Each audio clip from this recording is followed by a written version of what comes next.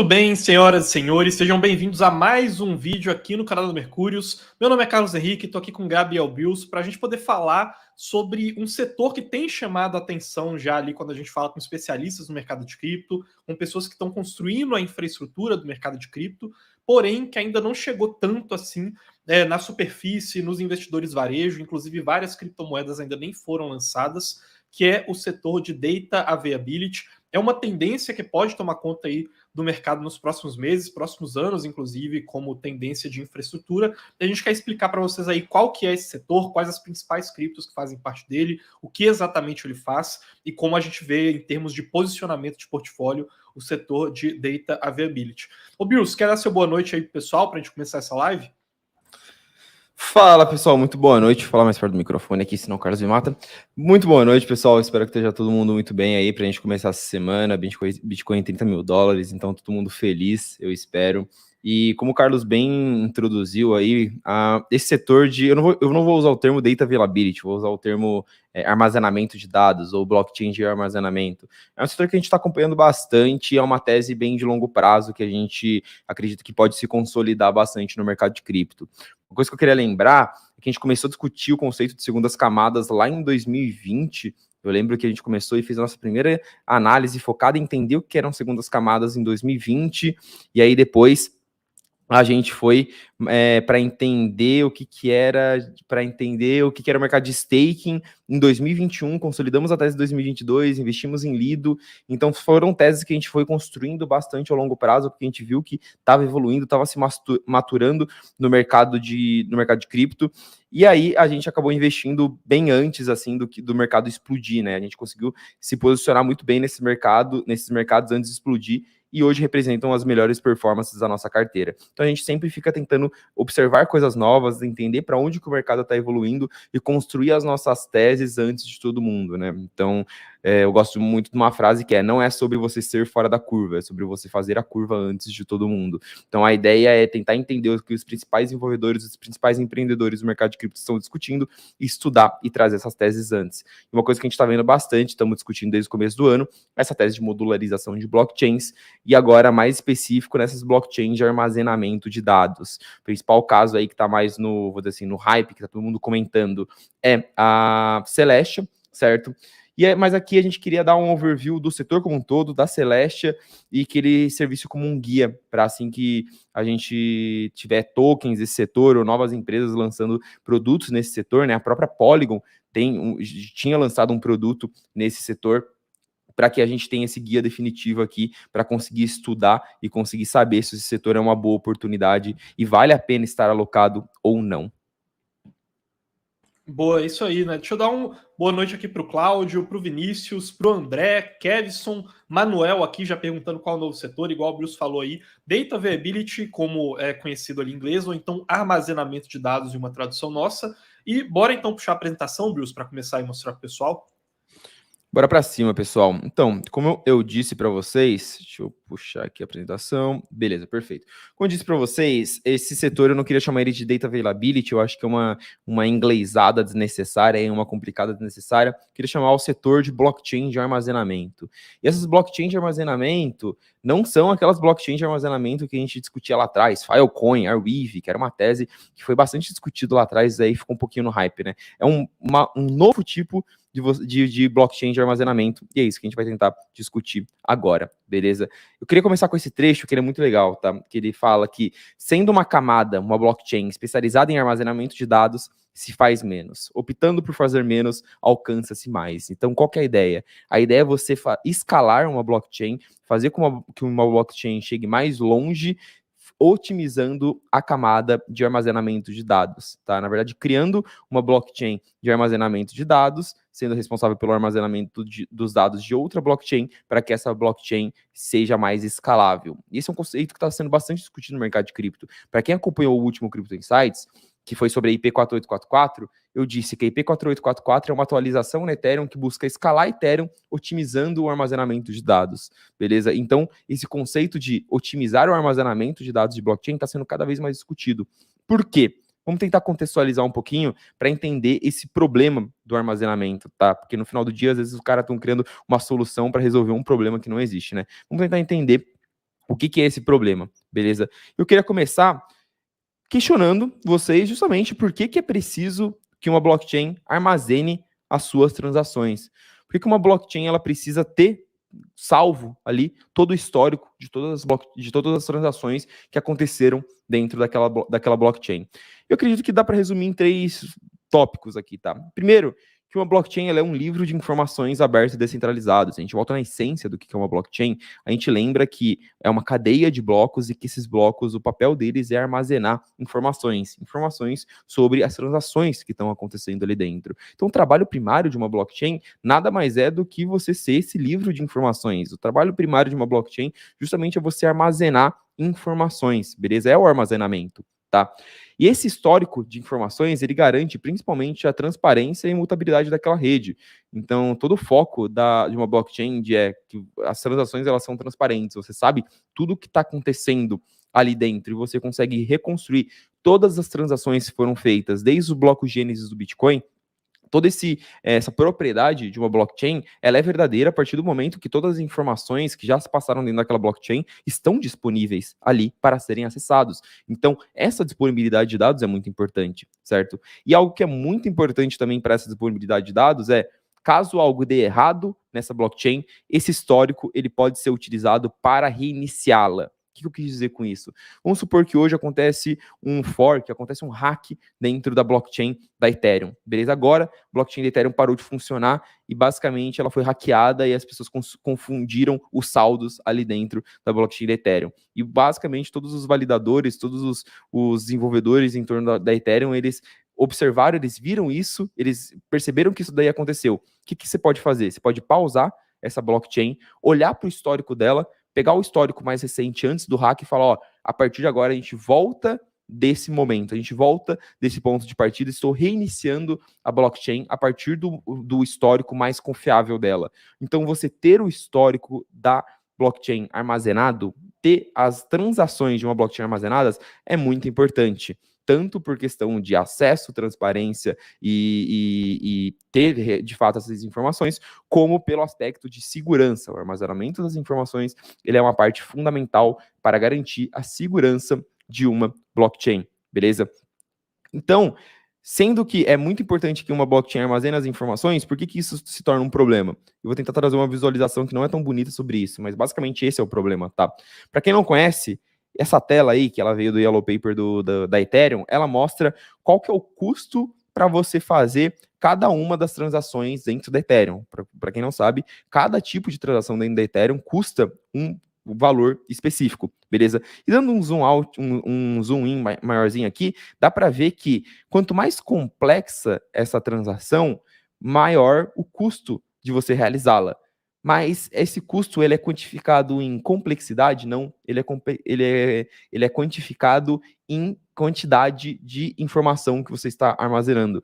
Então, basicamente, na Ethereum, você paga mais caro para armazenar mais informações, porque se o trabalho principal de uma blockchain ela é conseguir validar um monte de transação e armazenar essas informações de forma descentralizada, segura e transparente, então ela cobra caro para armazenar as informações. E hoje, boa parte do problema de alto custo da Ethereum é que ela tem um espaço limitado de informações que ela consegue armazenar, nesse caso via execução dentro de um bloco, beleza? E ela cobra caro por isso. Então, essa questão de demandar muito armazenamento dentro da Ethereum diz muito sobre o custo de você transacionar dentro dessa rede. Eu estou utilizando o exemplo da Ethereum porque é o exemplo que a gente mais conhece, é o exemplo que está mais palpável para todos nós, certo? Mas toda blockchain tem isso, toda blockchain armazena informações e é custoso para ela armazenar essas informações.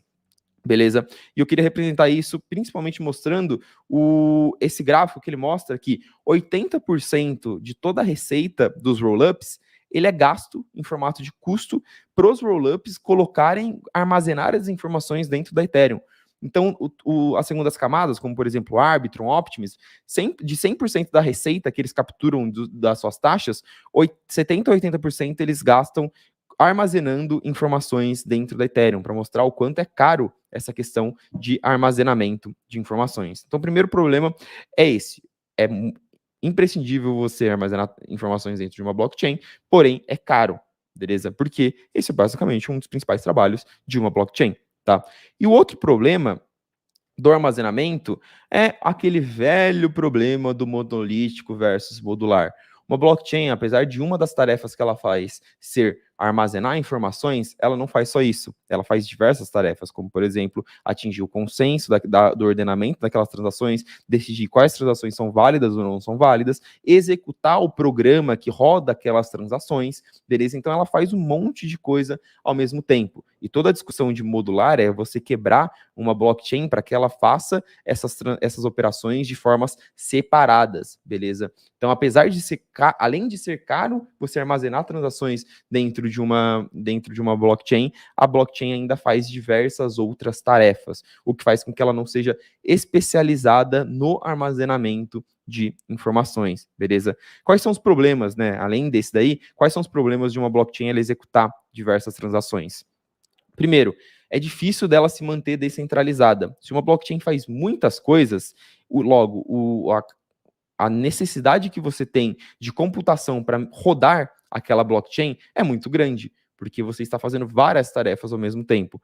Ou seja, quanto mais aquela blockchain é demandada, mais você precisa de hardware, mais você precisa de poder computacional para manter aquela blockchain. Então é difícil você se manter descentralizado, porque quanto mais você demanda de hardware para manter aquela blockchain, menos pessoas vão conseguir ter esse hardware, certo? Dificuldades técnicas em ser multitarefas. Pensa que você é uma blockchain, mas vamos fazer uma comparação de uma blockchain com um cozinheiro. Um cozinheiro, ele está lá fazendo todo o processo de fazer um prato, beleza? Então ele está, cara, cozinhando uma coisa, fritando outra coisa, picando uma outra coisa e refogando uma outra coisa. Se ele mudar qualquer um desses processos, pode ser que um processo afete o outro. Pode ser que a forma como ele está refogando o alho afete a forma como ele vai fazer o arroz depois. Então, você ser multitarefas tem dificuldades técnicas, porque todos os processos, um está conectado com o outro. E quando você vai mudar um, você tem que mudar todo o resto ao mesmo tempo, tá? E no final, você tem pouca liberdade para construção e customização. Se você faz um monte de coisa para um monte de gente, você tem que ser bom para todo mundo. Você não pode ser bom para um grupo em específico, tá? Mas eu queria focar nessa questão de principalmente dificuldades técnicas em ser multitarefas. Uma blockchain executar um monte de transação é um ponto negativo. Então, toda a ideia de você ter uma blockchain do que a gente chama, né, de blockchain de armazenamento é justamente isso. É você pegar o problema de armazenamento de blockchains, que é muito caro, e você levar para um outro ambiente e você, nesse outro ambiente, fazer isso de forma mais otimizada, fazer isso de uma forma seja mais rápido, seja mais barato que você faria nessa blockchain multitarefas. Então, essa é a ideia de construir uma blockchain de armazenamento. Pegar uma tarefa que é extremamente importante, extremamente cara e torná-la mais otimizada. Ficou clara a minha explicação aí, Carlos? Está mutado, eu acho. Então, acho que deixa eu ver se meu fone aqui desconectou. Desconectou, deixa eu conectar aqui. Beleza. Enquanto isso, eu vou vendo se tem alguma dúvida aqui para o pessoal. Geralmente deixamos o banco de dados mesmos, porém torna-se uma arquitetura arcaica. Acho que não tem nenhuma dúvida por enquanto. Você tem alguma pergunta aí? Acho que tá melhor agora. Tá dando para ver? Aqui tá normal. Tá, boa, beleza. Tá, cara, eu acho que é interessante colocar isso aí, como que isso aí é uma disputa que ela vem desde o começo do mercado cripto, né? Porque o que a gente está vendo agora, tá, pessoal? A gente está vendo um cenário em que as redes de cripto elas estão se expandindo, elas estão fazendo aquilo que elas haviam sido desenhadas para fazerem desde o começo delas, porém, de certa forma, parece que algumas criptos elas começam a cavar a própria cova. Né? Elas estão fazendo a corda que vai ser usada para poder enforcar elas próprias. Assim. É quase como se elas não estivessem preparadas para o sucesso que elas estão tendo, e agora algumas coisas que antes não eram problemas passam a ser problemas, né? Então, se a gente for remontar lá as origens, qual que é a função de uma cripto, né? Dessa rede de computadores descentralizada que a gente chama de blockchain? É você não depender de poucas pessoas que podem falhar, ter erros humanos, podem ser corruptíveis, para poderem fazer algumas verificações de coisas importantes, né? Então, você não quer confiar no seu banco ou no seu governo, e aí você vai usar a rede do Bitcoin ou a rede da Ethereum. E para isso, essas redes precisam ser descentralizadas. E aí você olha para essas redes, pega aquele histórico de todas as transações que foram feitas, e olhando esse histórico, você consegue verificar que aquilo que aquelas redes estão fazendo não passou por uma falha humana ou então por algum tipo de corrupção, alguma pessoa tentando se beneficiar do algoritmo. Só que qual que é o problema? Conforme esse histórico de armazenamento começa a crescer cada vez mais, menos pessoas conseguem ter aquela rede completa dentro do armazenamento do seu computador, e menos pessoas ainda conseguem rodar todas aquelas transações, todas aquelas provas criptográficas e verificar se aquelas informações são verdadeiras. Se você for voltar lá para os princípios, para as origens de cripto ali, quando a gente tinha Bitcoin sendo desenvolvido ali em 2008, Ethereum em 2015, a ideia era que cada pessoa no seu computador, na sua casa, rodasse a sua própria validação da rede inteira. Hoje isso não é mais possível. E conforme as redes vão ganhando mais e mais sucesso, parece que elas estão cavando a própria cova. Porque quanto mais você tem sucesso, mais transações são feitas, o histórico que você tem é maior e menos pessoas conseguem armazenar aquele histórico. Então a sua rede ela é tão boa que aos poucos ela vai ficando cada vez mais centralizada. E a questão do armazenamento de dados mexe justamente com isso, né? É esse problema que a gente quer resolver. Se a gente não conseguir resolver esse problema, cripto pode ser um setor fadado a ter um tamanho máximo. E depois daquele tamanho ali, a gente não consegue mais expandir o mercado. Então, assim, é realmente um gargalo para a expansão do próprio mercado cripto, esse setor que a gente está trazendo aqui. Tem algumas dúvidas aqui. Opa, pode falar. Não, enquanto você vai puxando as dúvidas aí, imagina um futuro daqui 20, 30 anos, uma blockchain como a Ethereum, com 20, 30 anos de dados que ela está tendo que armazenar. Para você ser um full node, você conseguir rodar essa blockchain, que um full node basicamente você precisa ter todos os dados dessa blockchain baixados, você vai ter que ter um super, ultra, mega computador. Não capaz da blockchain virar ultra centralizada na mão de pequenos players que conseguem rodar aquela blockchain, e isso representa um custo gigantesco. Fora que, além de armazenar todas essas informações, esse supercomputador vai ter que validar quais transações são verdadeiras ou não, o ordenamento delas e, quiçá, até executar algumas transações. Então, você acaba chegando num nível de provável centralização de dependência de hardware que é extremamente perigoso, como o próprio Carlos mencionou, você acaba cavando a sua própria cova à medida que você vai crescendo, né? Boa, isso aí. E tem algumas dúvidas aqui. O Marcelo ele perguntou se a Polygon desistiu desse setor. Sim, tá? Na verdade, assim, a Polygon ela tem vários projetos, a gente sempre fala isso aqui. Um desses projetos era focado nesse setor de armazenamento de dados, porém eles se separaram, assim, né? Teve o projeto ele foi para um lado, um dos cofundadores que era responsável por ele, que era o Polygon Avail, decidiu sair, e aí tanto que agora ele se chama só Avail, tá? A gente vai inclusive citar ele aqui durante a live. E o Kevson perguntou se esse setor poderia ser considerado uma security, né? Como a incerteza regulatória da SEC. Cara, por enquanto, não tem nada que a gente consiga olhar e falar, não é uma security, tá? O Bitcoin e criptos de Proof of Work talvez ali também sejam incluídas, mas, cara, com exceção disso, tudo que é um pouco mais complexo em cripto é muito difícil, tá? Essas redes, elas também provavelmente vão ter seguranças funcionando com mecanismos relacionados a staking, enfim, então, assim, por enquanto não dá para saber, tá? Mas não é uma falha do setor de armazenamento de dados, tá? Na verdade, é uma incerteza regulatória com cripto como um todo. Então, acho que é mais focado no longo prazo nesse sentido, viu? Quer prosseguir aí com a explicação, Bills? Perfeito, quero sim, cara. Muito boas as dúvidas aí. Inclusive, Felipão, muito obrigado, cara. Muito obrigado pelo carinho aí. A gente faz tudo com bastante carinho para ser o melhor conteúdo possível para vocês, beleza? Então vamos lá, continuar? Agora que a gente entendeu o problema da questão do armazenamento de dados, eu queria discutir a provável solução para isso, que está sendo discutida no momento, tá? A gente vai ter que armazenar o dado das blockchains em algum lugar. Armazenar numa blockchain que faz tudo talvez não seja a melhor opção. Então, uma das opções que surge é uma blockchain focada em armazenamento de dados, beleza? E o que essas blockchains ou seja, buscam? né, basicamente a gente resolver esse problema pegando todos aqueles dados lá que estavam causando, né, que a longo prazo tendem a gerar uma centralização, processos ficarem mais caros, mais complexos, e levar esses dados para outro lugar, né? Esse setor, a ideia dele é fazer isso. Perfeito, perfeito. E como que eles planejam fazer isso? Primeiro, retirando o armazenamento de transação de outras blockchains, vou dar o exemplo da Ethereum, porque a Ethereum é o principal exemplo do mercado, tá? A Ethereum não precisando armazenar mais as transações que acontecem na Ethereum, tá? A Ethereum, ela valida a transação, depois na hora que ela deixa o histórico dela, ao invés de deixar dentro da blockchain da Ethereum, ela envia para outra blockchain, beleza? E o segundo ponto é otimizando a tarefa de armazenamento de transações. Então, como eu falei, uma blockchain faz tudo, ela não é especializada em nada. Quando você cria uma blockchain específica em alguma coisa, você consegue mudar a infraestrutura dessa blockchain para que ela seja especializada em uma coisa apenas. Então, você, além de mandar esse armazenamento para outro lugar, você manda para um lugar que faz isso muito melhor do que você. Tá? Então, né, a lógica, na teoria, parece fazer bastante sentido. Beleza? Eu queria começar discutindo sobre essa questão de retirar o armazenamento da sua blockchain. Beleza? Como que é possível fazer isso? E fazer esse armazenamento de transações, eu coloquei aqui o termo off-chain, tá? Mas off-chain eu digo fora da nossa blockchain, fora da blockchain atual, fora da Ethereum, por exemplo. Esse armazenamento ele pode ser feito de 3 formas principais. A primeira forma é o que a gente chama de Validium, tá? Não vou explicar a origem do nome, mas basicamente é você fazer esse armazenamento num outro lugar que ele é centralizado, beleza?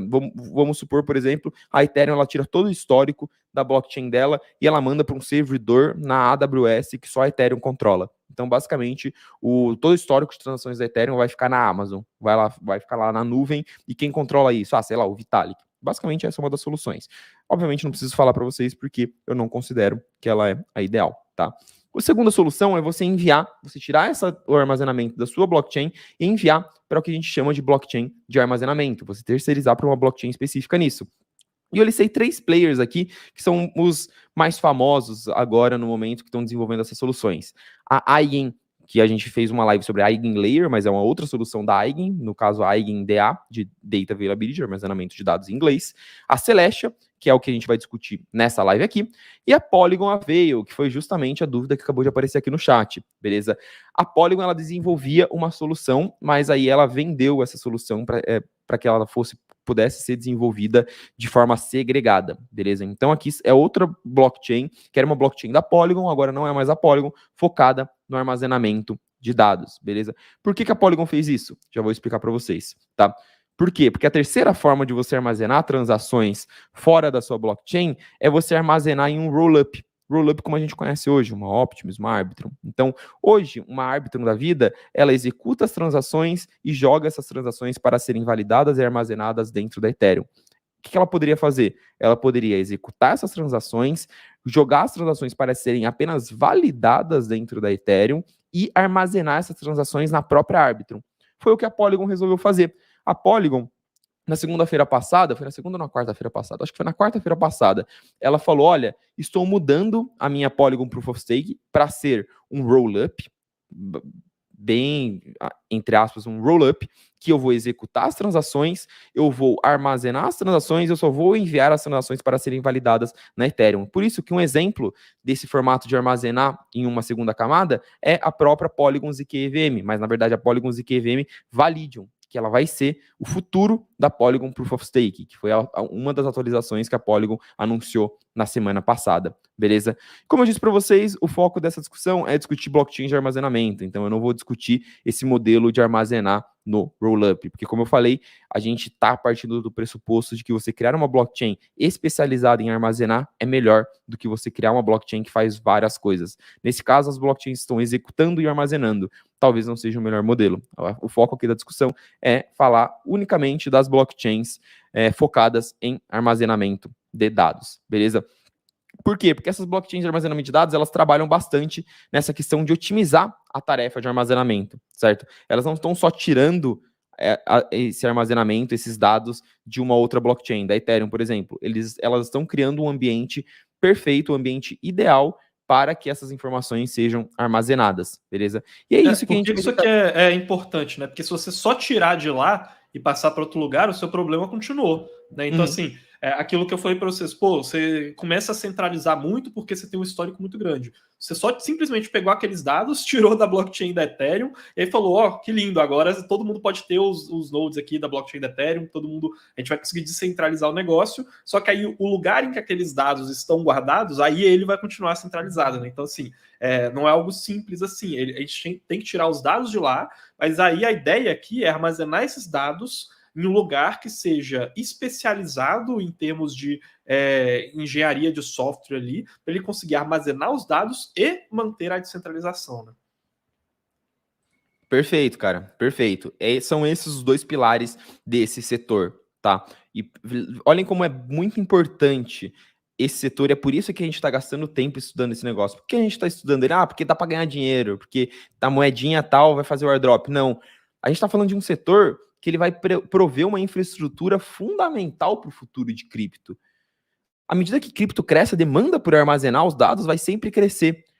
E se isso não será feito nas blockchains base, isso vai ter que ser feito em outro lugar. Então a gente está focando em um setor que ele pode pegar uma demanda gigantesca no mercado de cripto. Sempre vai ter demanda por armazenamento de dados no mercado de cripto. Eu não sei se vai ter demanda por um joguinho, igual é uma Axie Infinity da vida, mas que vai ter demanda por armazenamento de dados, eu tenho certeza. Então, só reforçando a importância desse setor, a importância de entender como o mercado está caminhando nesse sentido, tá?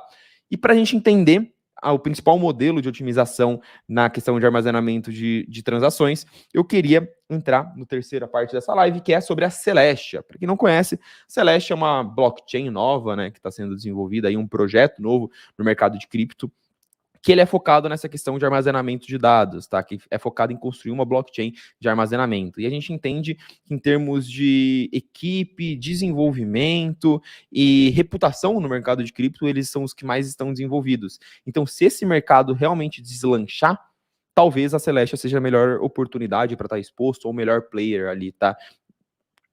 Papéis, estudos antigos sobre armazenamento de dados em cripto foram desenvolvidos pelo fundador e CEO da Celestia junto com o Vitalik. Então, para entender como esse cara ele tem bastante nome, ele tem bastante referência dentro do mercado de cripto. É por isso que a gente está olhando especificamente para a Celestia como um case de estudo para entender esse setor. Beleza? Mas vamos entender que raios é essa tal dessa Celestia, a criptozinho roxa. Cara, qualquer...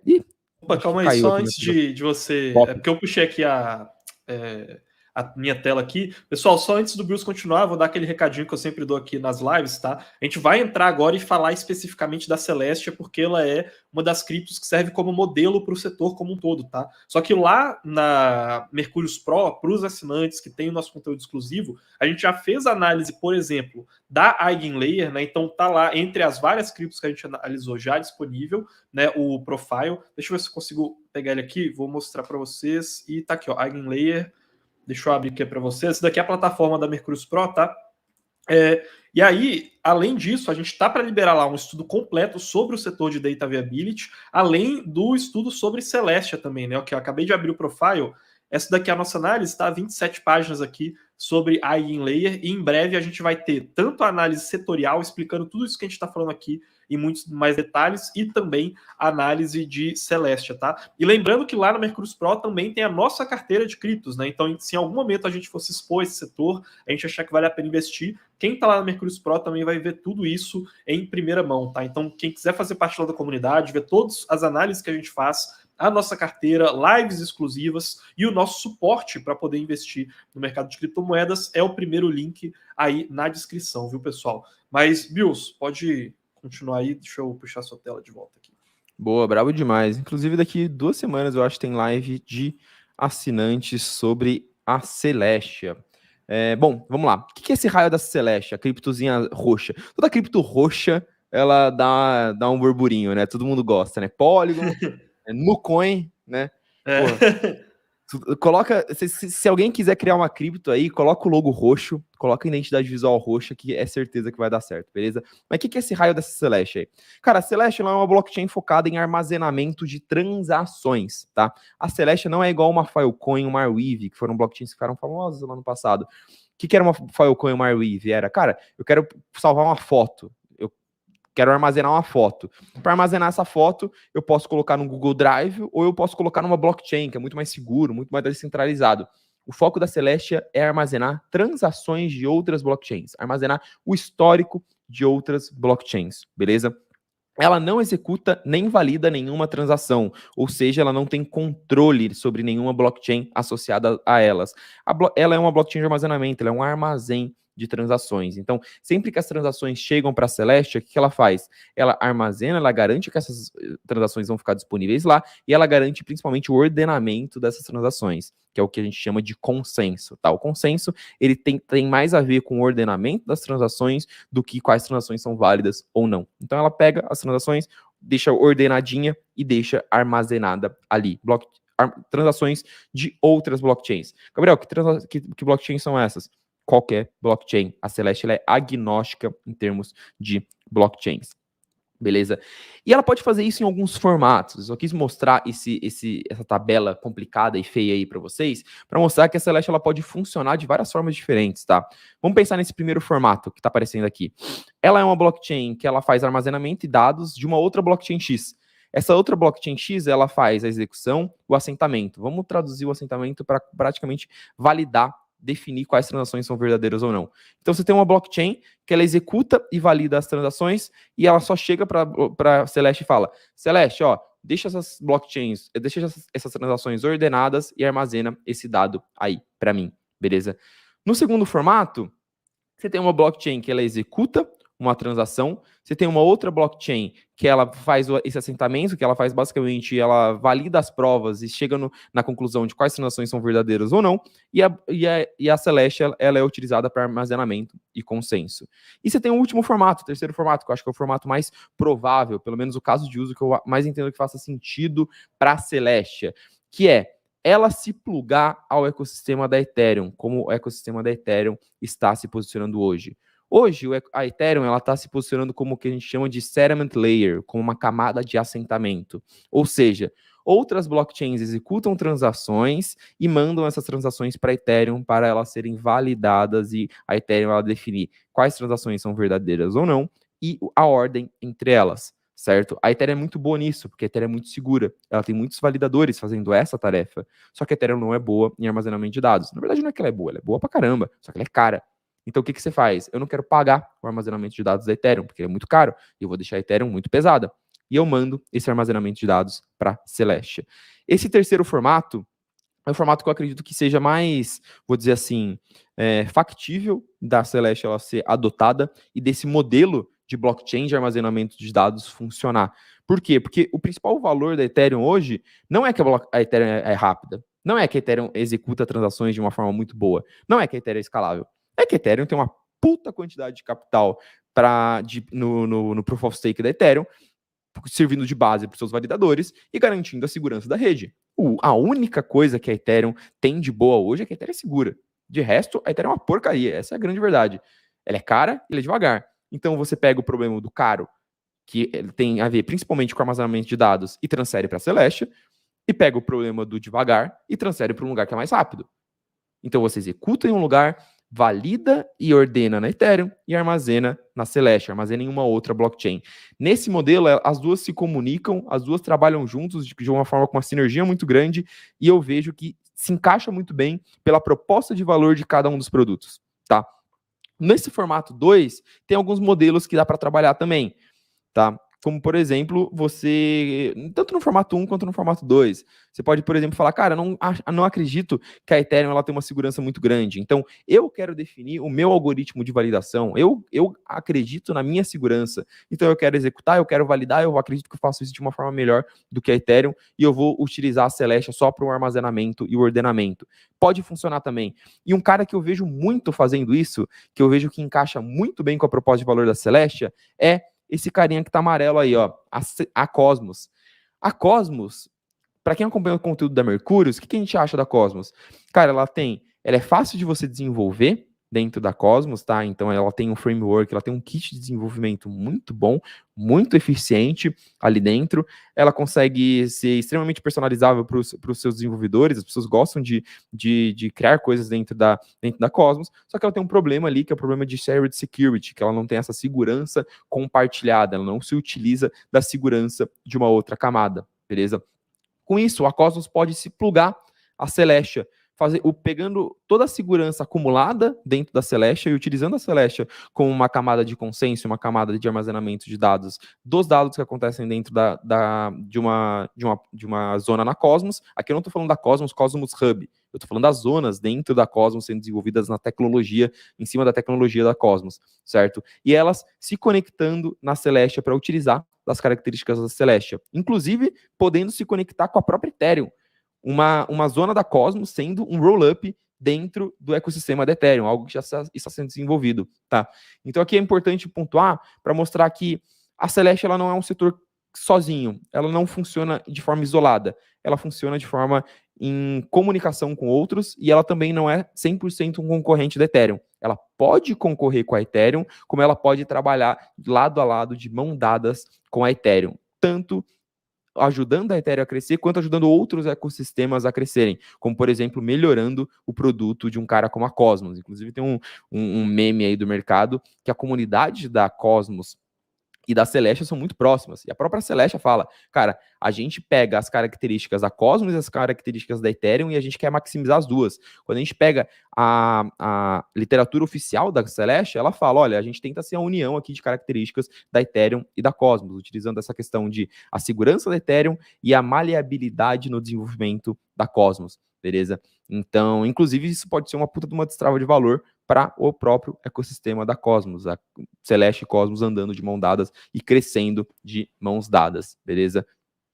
Deixa eu dar uma boa noite aqui para quem chegou agora. Reginaldo, boa noite para o Marcos, para o Mauro Santos e para o Mr. Rodrigues aqui também no nosso chat. Olha só que interessante, né, essa questão de Cosmos e Celestia. A gente vive falando aqui que, olha, pô, os maiores ecossistemas hoje, com mais desenvolvedores em cripto, são ecossistemas da Ethereum, Polkadot e Cosmos, né?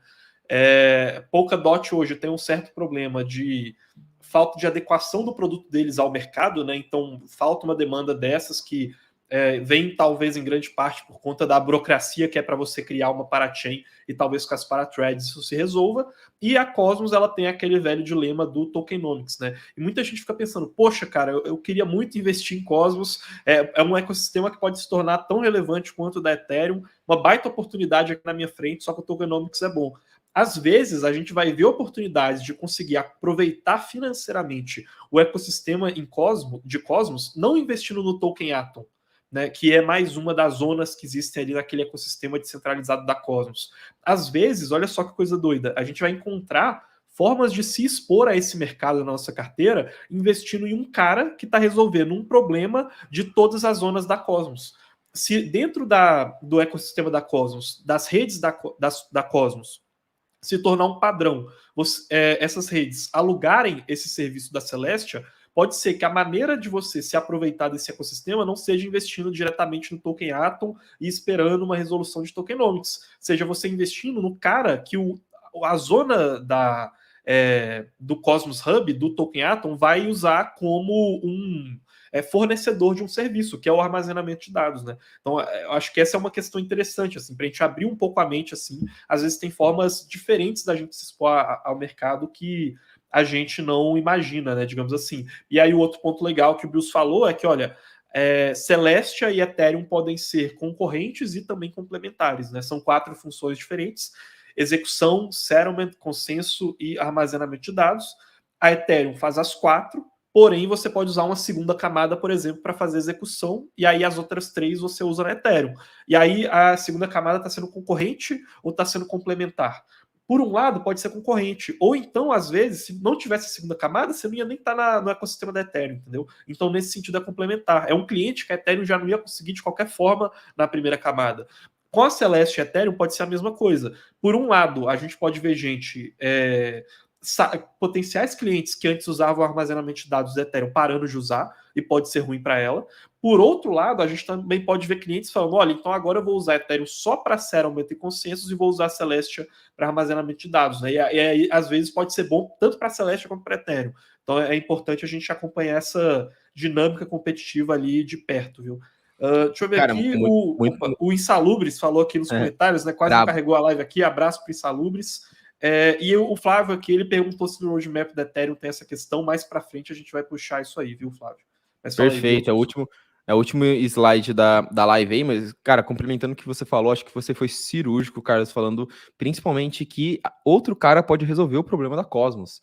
Hoje, o principal problema da Cosmos não é só não ter um modelo de shared security, ele até está desenvolvendo de ter um modelo que eles chamam de interchain security, né? Uma segurança compartilhada dentro de todo o ecossistema da Cosmos, um modelo mais robusto para que as zonas se aproveitem da segurança do ecossistema da Cosmos. Só que o principal problema da Cosmos que eu vejo hoje é a governança. Então, você não tem muita atração, você não tem muita coordenação entre os desenvolvedores ali para você realmente definir um foco, ir atrás dele, você melhorar o produto olhando para um foco em específico, beleza? E pode ser que, cara, você extraia o melhor do ecossistema da Cosmos, que é o produto é bom, o kit de desenvolvimento é bom, e se esses caras não estão resolvendo o problema deles, vem um outro cara e resolve. E isso seja, inclusive, cara, uma puta de uma destrava para alguns produtos da Cosmos hoje que não são investidos, algumas zonas que não têm a devida atração, justamente por ter esses problemas de segurança compartilhada, vindo um cara e fornecendo isso para esse ecossistema. Então, acho bem interessante que não é uma tese de Ethereum. Como eu falei, a Celeste é agnóstica, ela pode se conectar com qualquer blockchain, ela pode fazer qualquer blockchain crescer. Isso, inclusive, é melhor para o investimento num case, né? Uma blockchain que ela pode crescer de diversas formas possíveis. Antes de continuar, o Kleber comentou aqui, ele falou, desculpe, sou novato aqui, essa live é somente para membros? Não, é uma live completamente aberta, seja muito bem-vindo aí, uma live 100% gratuita. Já aproveita que você é novato, se inscreve aí no canal, senta o dedo no like. Seja muito bem-vindo, Kleber. Espero ver você toda segunda-feira aqui, acompanhando o canal da Mercúrios com a gente, beleza? Agora, seguindo no nosso conteúdinho, lembra que eu falei que a Celestia, ela faz uma blockchain de armazenamento, ela faz duas coisas. Ela, primeiro, tira a questão do armazenamento de dados de uma blockchain e transfere para outra. Segundo, ela otimiza essa função, beleza? Como que ela tira essa função de armazenamento de dados desse formato, nesses 3 formatos que eu estou mostrando para vocês aqui, tá? E se encaixando em outras blockchains de diversos tipos diferentes. Agora, como que ela otimiza? Como que ela é melhor armazenando dados? E aqui, deixa eu passar aqui, pronto. Aqui, eu tomei liberdade de colocar uma analogia que o Igão criou, que é muito boa. Essa daqui, pessoal, é a questão matadora, tá? É aquela questão lá de, pô, eu vou tirar os dados aqui da Ethereum para resolver um problema de armazenamento, e aí como é que não vai ficar igual? Eu só estou passando de um lugar para o outro e mantendo o problema. É aqui que está o pulo do gato do negócio para você conseguir tirar o armazenamento de lá e não cair no problema de descentralização.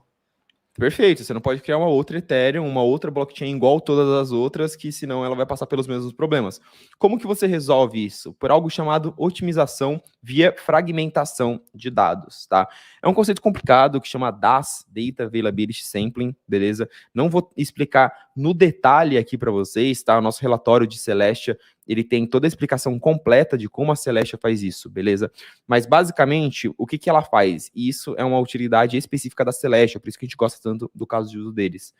Quando você tem uma blockchain, você tem os nós que precisam carregar essa blockchain, baixar os dados dessa blockchain para validá-los, beleza? Tem os nós que precisam baixar todos os dados da blockchain, tem os nós que precisam baixar parte dos dados da blockchain. O que a Celestia faz? A Celestia, ela criou um modelo de fragmentação de dados em que você consegue validar essa blockchain, você consegue garantir a segurança dessa blockchain sem ter que baixar todos os dados dessa blockchain, certo? Sem que você tenha um computador ultra pesado, ultra potente para baixar todos os dados e rodar essa blockchain. Você consegue rodar, por exemplo, baixar e rodar 10% daquela blockchain, tá? Aqui eu tô bem entre aspas, tá? Bem simplificado para a gente entender o que significa isso, tá? Você consegue baixar e rodar 10% dos dados daquela blockchain. Só que esse formato de fragmentação de dados, ele faz com que todos que rodam 10% do histórico daquela blockchain, eles se comuniquem entre si e eles garantem a segurança do todo, tá? Bem, a grosso modo, de forma bem simples, o que eles buscam atingir com essa fragmentação de dados é isso, é você conseguir quebrar o armazenamento de dados daquela blockchain de forma com que computadores mais leves consigam rodar o histórico daquela blockchain e validar aquela blockchain. Uma blockchain normal, você precisa de muitos computadores carregando todo o histórico, né, que são os chamados full nodes. Numa blockchain com fragmentação de dados, você precisa de só um computador que, vou dizer assim, um computador que ele é honesto, rodando todos os dados daquela blockchain, e você tem vários outros computadores conseguindo assegurar a garantia dessa blockchain de forma descentralizada, de forma fragmentada, tá? A Celeste, ela, vou dizer assim, ela introduziu isso, e ela trabalhou bastante, ela fez um trabalho de marketing bem legal para justamente mostrar como você consegue rodar a blockchain da Celestia com muito pouco. Esse modelo de fragmentação de dados deles faz com que qualquer computador, qualquer dispositivo, ele rode um nó da blockchain da Celestia. Ela está rodando em testnet agora, e eles incentivam bastante para mostrar justamente isso, como qualquer computador roda a blockchain dela. E apareceram diversos memes do cara mostrando assim, estou rodando um nó da blockchain da Celestia no meu Apple Watch. O cara mostrando que, cara, estou rodando um nó da blockchain da Celestia no meu celular aqui na cadeia. É aquele Nokia tijolão, entendeu? Para mostrar que você não precisa de um supercomputador. Com poucos computadores você consegue validar a blockchain, você consegue rodar a blockchain da Celestia. Por que isso é importante para uma blockchain de armazenamento de dados? Por causa Aí desse você matou o problema da descentralização, né? Basicamente. Exato. Porque é esse negócio, você não precisa ter a imagem completa, né? Perfeito, cara. A ideia que está mostrando justamente na tela aqui é que você não precisa ter a imagem completa para você preencher o quebra-cabeça. Com parte da imagem, você consegue entender aonde você precisa ir. Essa é a mesma ideia para você traduzir isso para armazenamento de dados. Para você, basicamente, o grande problema de uma blockchain como a Ethereum é, quanto mais dados você tem armazenado, os computadores precisam baixar todos esses dados, a blockchain ela fica mais centralizada, beleza? Numa blockchain que você tem esse modelo de fragmentação de dados, quanto maior o número de nós, que é essa linha de baixo, a linha que está na horizontal, mais a sua capacidade de armazenamento de dados. Porque quanto mais você adiciona um nó dentro dessa blockchain, mais você consegue fragmentar os dados que estão sendo armazenados em diversos nós, entendeu? Então, obviamente, eles colocam que esse crescimento é linear, né? Linear é infinito. Então, quanto mais nó você adiciona, maior a sua capacidade de armazenamento. Na prática, talvez não seja assim, beleza? Como eu falei, isso daí é muito teórico ainda. Na prática, talvez você tenha problemas de propagação de dados, então esses nós não consigam se comunicar tão bem. Mas a grande ideia é essa: você muda. Ih, acabou minha luz aqui. Pronto, consertei. Você muda a infraestrutura básica de propagação de dados dentro de uma blockchain.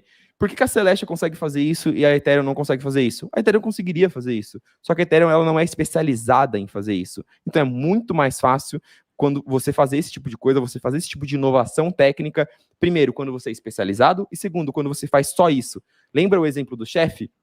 Sempre que um chefe está cortando alguma coisa, isso pode atrapalhar outro processo, isso vale para uma blockchain também. Então, a Celeste ela pode fazer esse tipo de coisa sem afetar o todo, entendeu? E esse é o ponto matador que faz com que essas blockchains, mais especificamente na Celeste que a gente está falando, seja tão eficiente na tarefa de armazenamento de dados. Vi que você já puxou um exemplo para mostrar para a gente aí, Carlos?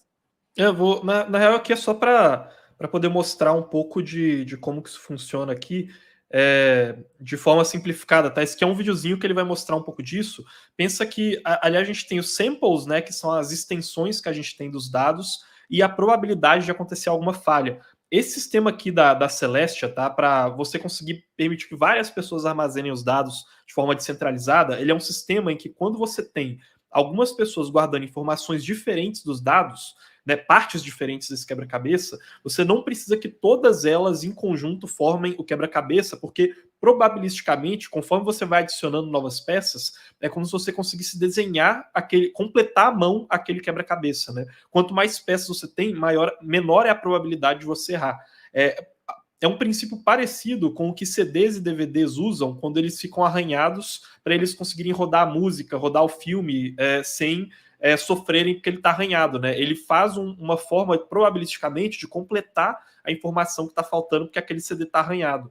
Aqui é só uma animação, né, do gráfico que ele mostra isso, né? Aqui ele vai mostrar como que a probabilidade de um sample acontecer, né, ali quer dizer, como que a probabilidade de um erro acontecer diminui conforme você tem mais samples, né, que seriam as extensões de dados ali dentro da Celestia, tá? Então esse aqui que é o princípio que a Celestia tem para o armazenamento de dados e que a Ethereum, por exemplo, não tem, e que vai permitir com que ela descentralize tanto assim os dados, né, sem você precisar ter um cara armazenando todos eles ao mesmo tempo.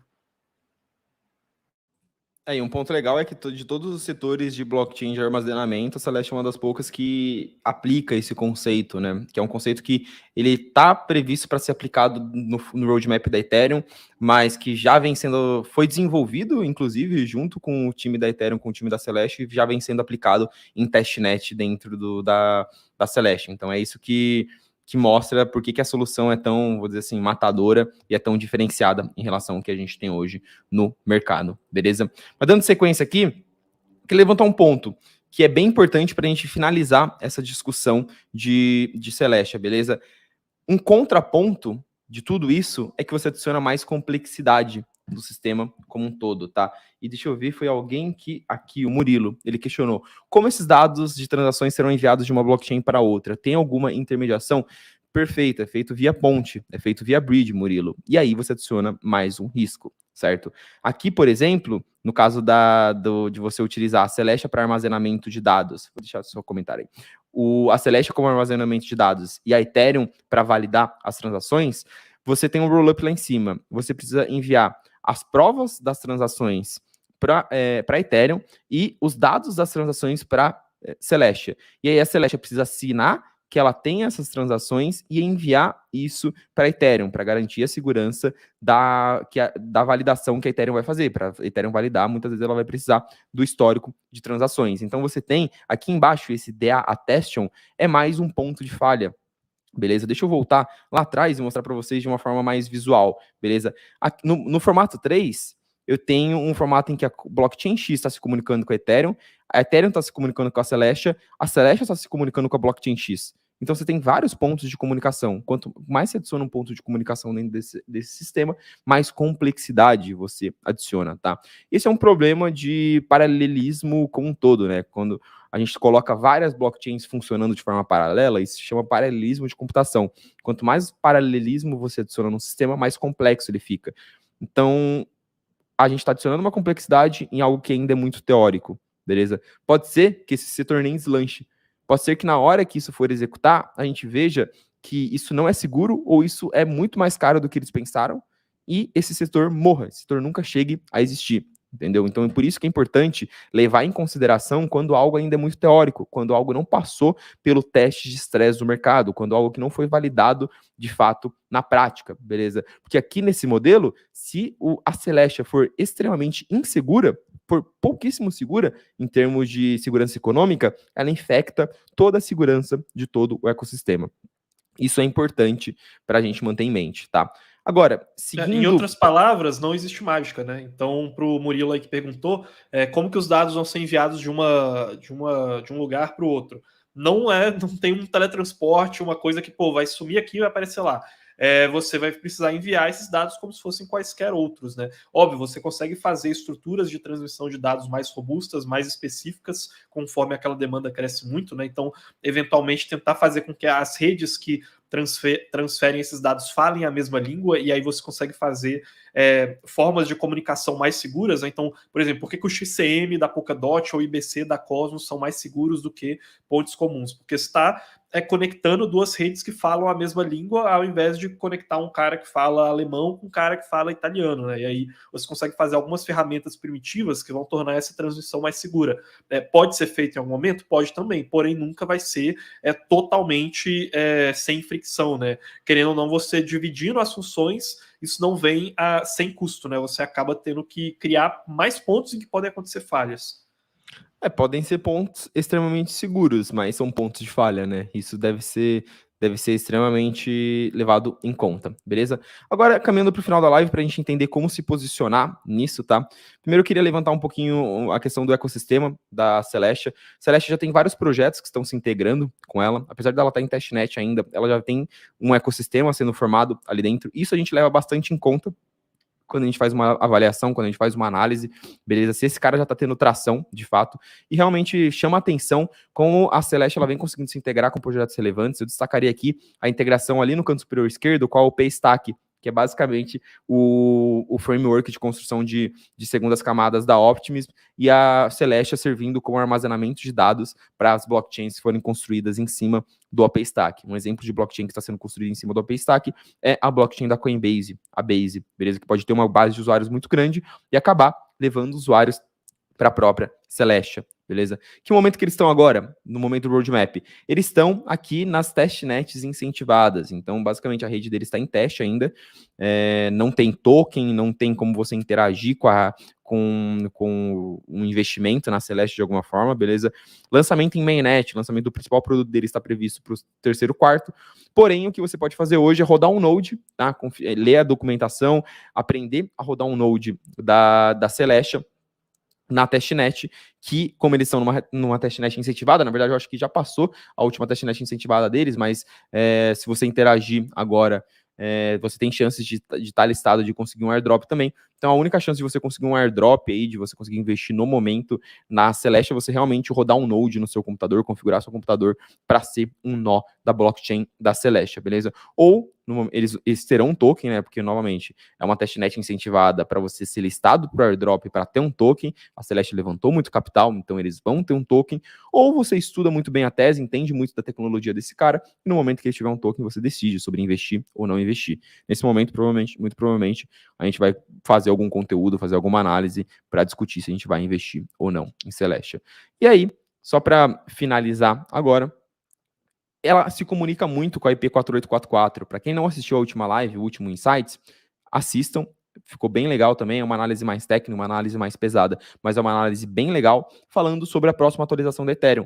E uma das coisas que a Ethereum vai fazer na sua próxima atualização é definir que os dados não vão ficar armazenados para sempre na Ethereum, os dados dos rollups. Os dados ficarão ou um mês ou 2 semanas lá, se eu não me engano, tá? Eu acho que na verdade não está nem definido isso ainda, mas os dados das segundas camadas vão ficar um tempo limitado na Ethereum. E a Ethereum falou, olha, se vocês quiserem armazenar esses dados para sempre, armazenem em outro lugar. Então mostra como a Celestia ela é complementar com o roadmap, com a próxima atualização que a gente vai ter dentro do roadmap da Ethereum. Isso pode ser uma destrava de crescimento, de valor muito grande para Celestia. Bom, tem alguma dúvida aí, Carlos? Não, acho que é isso. Tá aqui, chegou um pessoal novo aqui, Lucinete, boa noite aí. Boa noite para o Elenilson aqui também. O Daniel comentou aqui: comprem Bitcoin, o resto é lixo. E a Lucinete aqui, vai lá comprar então. O que você está fazendo aqui, Daniel? O Edilson aqui também perguntando que decepção é esse que ela tem. Enfim, um chat amigável aqui hoje. Mas olha, eu acho que a gente pode passar aí para essa finalização aí. Depois a gente puxa aqui as dúvidas, mas é uma coisa interessante. A Ethereum agora ela também está se planejando, né? Ela tem a IP 4844, o Proto Dunking Charging, que a gente vive falando aqui para vocês, e é uma forma simplificada da Ethereum começar a se especializar nesse setor de data availability, né? Depois a gente vai ter propriamente ali a atualização do Dunking Charging, né? Que aí é como se a Ethereum ela visse isso que a Celeste está fazendo, quisesse fazer também, né? Então ela própria permitia ali computadores mais simples para poderem rodar um pedaço do armazenamento de dados, fazer aquela tecnologia toda, manter descentralização, armazenamento de dados mais eficientes, né?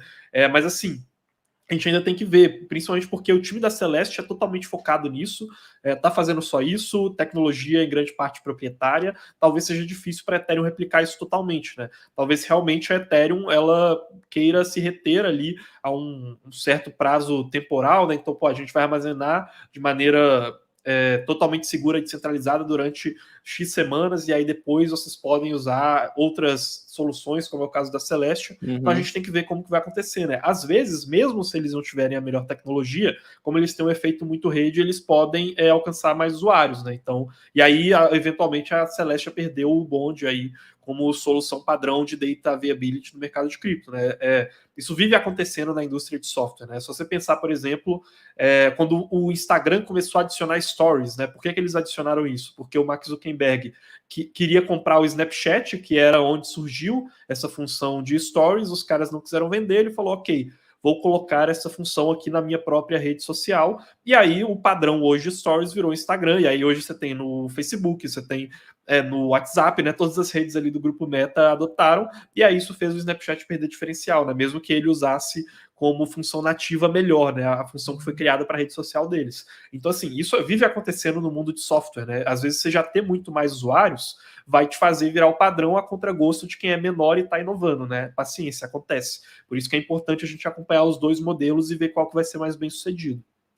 Não, perfeito, cara. Uma coisa que pode ser muito interessante a favor da Celeste é eles se plugarem como uma Optimus da vida, ou eles se tornarem, trabalharem em conjunto com a Ethereum como se fossem a blockchain de armazenamento oficial do ecossistema da Ethereum, tá? Como que se faz isso? Em contato com o desenvolvedor, se plugando com um API Stack da vida, com várias soluções que estão sendo construídas em torno do ecossistema da Ethereum. Mas como eu falei, eles têm um apelo muito grande com o ecossistema da Cosmos. Então pode ser que à medida que a gente veja um destravo de crescimento, um crescimento maior de atividade dentro do ecossistema da Cosmos, a gente veja uma quantidade de crescimento maior dentro de uma solução que presta infraestrutura para o ecossistema da Cosmos, que é o caso da Celestia. Pode ser uma forma de você se expor ao ecossistema da Cosmos sem estar diretamente comprando o token Atom, que foi um ponto que você destacou, que eu acho que foi bem interessante aí para a gente entender a magnitude dessa tese, tá?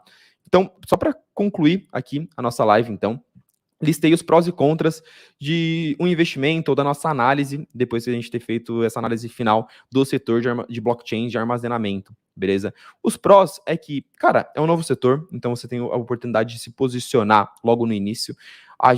Eu pontuei logo no começo da live, a gente começou a estudar setor de segundas camadas lá em 2020, a gente começou a estudar setor de stake em 2021, e a gente fez investimentos em Polygon, em outros cases, Lido no setor de staking, lá atrás, antes desses setores ficarem famosos, e foram cases que a gente chegou a ganhar 400, 500, 600% mesmo num bear market, tá?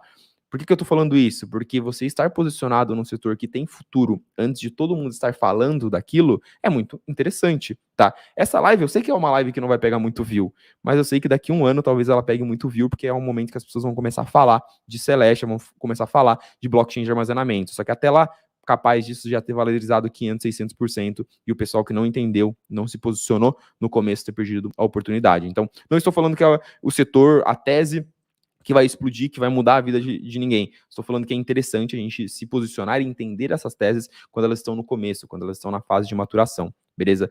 Um ponto que me agrada bastante é que é um setor fundamental de infraestrutura, tá? Toda blockchain precisa de armazenamento de dados, isso é um problema latente de todas as plataformas de contratos inteligentes, e a Celestia, ou todos os cases aí de blockchain de armazenamento, estão posicionados para resolver essa dor, beleza? Tem capacidade de interação com vários ecossistemas, então essa não é uma tese da Ethereum. Pode se interagir com Ethereum, com Cosmos, com segundas camadas, com qualquer outra blockchain que quiser utilizar da Celestia. A Solana pode se utilizar muito bem da Celestia, tá? Solana e Celestia é um casamento que funciona pra cacete, na minha opinião, tá?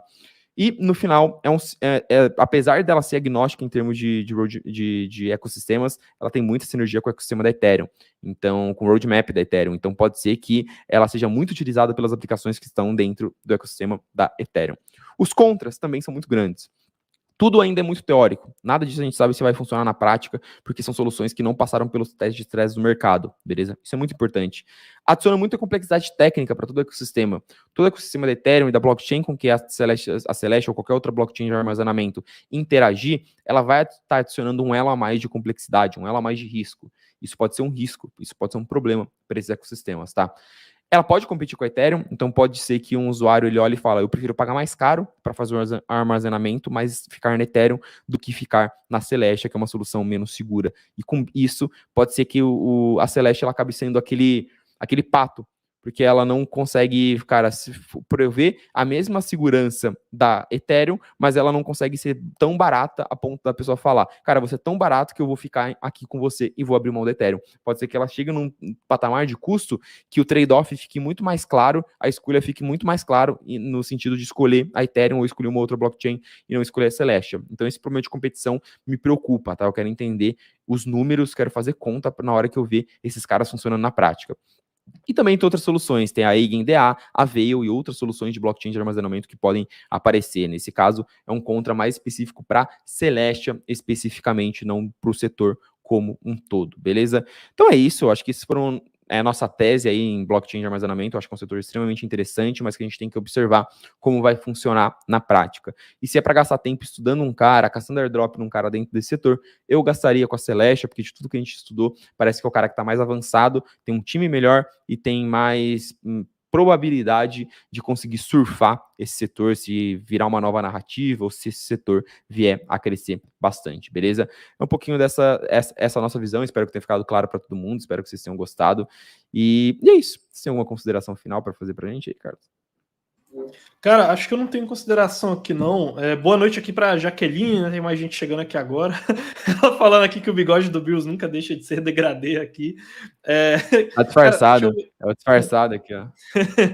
Deixa eu ver aqui. Tem um comentário aqui do Taylor Kawan. Ele falou: o mercado de provedor de internet centralizado vai ser o que mais terá usuários. A Wairu, que usa uma rede centralizada de roteadores Wi-Fi, está fornecendo internet gratuita.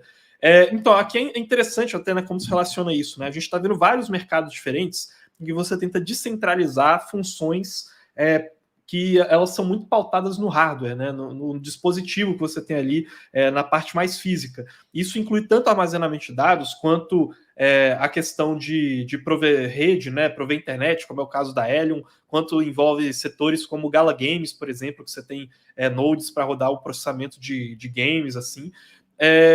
Porém, a maioria deles não dão certo, né? Até um ponto interessante aí para relacionar com o Celeste, né? A maioria desses caras, eles tentam adereçar um público-alvo que consegue aquela solução de uma maneira muito mais rápida e mais barata, de maneira centralizada, tá? Não conheço esse caso aí que você citou, o Taylor, da Wairu, mas com a Helium, por exemplo, tem sido esse caso. Eles apostaram em uma estrutura de rede, que é a rede de IoT, né, Internet das Coisas, durante o bull market, expandiram muito, criaram um monte de provedores de pontos, né, de conexão nessa rede.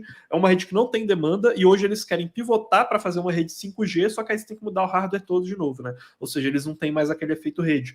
Inclusive é interessante falar sobre isso aqui, porque essa questão que a Celeste está querendo fazer é bem diferente de outras redes de armazenamento de dados que a gente viu por aí, tá? Então, o data availability é bem diferente, por mais que quando a gente traduz aqui para o português fique igual, é bem diferente daquilo que Filecoin faz, daquilo que a Weave faz, que são outras criptos que chamaram a atenção no último mercado de alta faziam, porque elas caíram justamente nesse erro. É muito mais fácil você fazer o que elas fazem de maneira centralizada do que descentralizada, e elas não eram especializadas, elas faziam um armazenamento de dados genérico. Então não faz sentido. Se eu quiser tirar os dados da Ethereum, por exemplo, para colocar numa Weave, numa Filecoin, em termos de segurança e de custo, é melhor eu deixar na Ethereum mesmo, entendeu? Então a grande questão da Celeste é que ela faz esse armazenamento de um jeito diferente. Perfeito, perfeito. Cara, esse questionamento de tipo, porra, saiu um projeto novo, estão oferecendo uma solução diferente aqui, um projeto de cripto e tal, a gente sempre busca entender isso como uma empresa real. No final do dia, o que você tem que analisar? O produto desse cara, quem que vai utilizar? Quem que é o cliente do produto desse cara? Qual que é o diferencial competitivo desse produto? Esse tipo de solução que interage com o usuário final, então interage com pessoas como eu, com pessoas como o Carlos, ela tem que ser muito boa em termos de produto para realmente ter tração, realmente ter adoção, beleza? Realmente alguém comprar esse produto. Então sempre tenta colocar isso na cabeça, porque esse cara, por exemplo, que oferece internet de graça, provavelmente ele está numa época no modelo incentivado, entendeu? Então pode ser que daqui a pouco ou o produto vai ser pior ou vai ser mais caro. Aí se ele realmente fala, se você realmente virar para mim e falar assim, não, realmente esse cara tem um produto matador, o produto dele é muito bom, aí eu vou virar para você e vou falar, cara, aí sim, aí esse negócio começa a me chamar a atenção, tá? Não conheço esse case aí que você levantou aí, Taylor, eu vou pesquisar, inclusive, para saber, mas eu acho que é um mapa mental interessante, né? Sempre que você pensar num produto novo que está sendo lançado em cripto, pensa no que ele é melhor do que uma coisa que já é oferecida hoje amplamente dentro do mercado. Normalmente essa é a diferença para saber se o projeto vai dar certo ou não vai dar certo, beleza? Acho que é isso, né, Carlos? Boa, acho que é isso. Aqui. Deixa eu ver se tem alguma. Tem uma aqui do Elenilson, que ele perguntou qual a probabilidade de ser uma criptomoeda nesses 3 segmentos, né? Interoperabilidade, escalabilidade e segurança. Legal. São 3 setores meio que diferentes, né? Então, assim, uma interoperabilidade é você fazer comunicação entre blockchains diferentes. Escalabilidade, pelo que eu entendo, é você fazer uma blockchain muito rápida. E segurança é você fazer uma blockchain muito segura. Então, são 3 coisas que não se comunicam entre si, tá? Obviamente, cada uma delas pode ter uma cripto, e elas têm hoje. Então, se a gente falar, pô, segurança, o que é segurança? Segurança é uma blockchain? Colocaria aqui uma blockchain como a Ethereum, como o Bitcoin, é uma cripto voltada em segurança dentro de blockchain, porque é uma blockchain extremamente segura, uma plataforma de contrato inteligente extremamente segura. Escalabilidade, tem diversas blockchains hoje que são focadas em escalabilidade, em serem extremamente rápidas. Sui, Aptos, Solana, tá? As próprias segundas camadas da Ethereum, elas focam nisso, escalabilidade. Interoperabilidade, comunicação entre blockchains, Hoje a gente consegue listar uma Chainlink, que ela tem um CCIP, a gente consegue listar uma Layer 0, a gente consegue listar uma, deixa eu ver, uma própria Cosmos, que acaba Zeta tendo Chain, né? Exato, talvez procurando o nome da Zeta Chain. Uma Zeta Chain, uma própria Cosmos tem produtos de interoperabilidade ali dentro. Então, já tem criptos, já tem projetos que desenvolvem em cada um desses de forma separada. Nenhum que desenvolve a mesma coisa, porque seria impossível, tá? Mas, É porque, assim, se no você... final das contas, todo mundo precisa fazer essas 3 coisas, né? Só que aí você tem que focar em cada um, porque ninguém consegue fazer todos de maneira perfeita, né? Perfeito, é isso mesmo. Boa. É isso, pessoal. Novamente, lembrando vocês aí que o link para todo o nosso conteúdo exclusivo tá lá no Mercúrio Pro, a nossa carteira de investimentos, todas as análises que a gente faz. Logo, logo lá vai ter a análise completa de Celeste aí do setor de Data Viability. Já temos a análise de Eigenlayer, inclusive. E quem tem acesso ao Mercúrio Pro, além de conseguir ver a nossa carteira, que tem as estratégias de opções para proteção contra quedas, de staking, de alavancagem e também de ver as nossas análises, também tem acesso ao nosso suporte de investimentos lá, né? Então, para tirar dúvidas sobre o mercado de cripto, participar lá da comunidade, sejam todos bem-vindos. É o primeiro link aí na descrição, viu? Nos vemos em próximos conteúdos aqui no canal e até mais, pessoal.